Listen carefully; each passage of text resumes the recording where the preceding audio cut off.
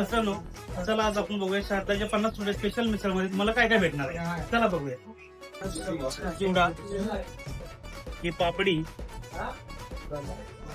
आणि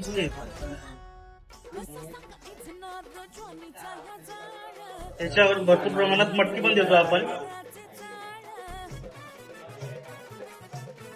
तुम्हाला कांदा आला, लिंबू, सोबत मिरची, हा मिसळचा पाव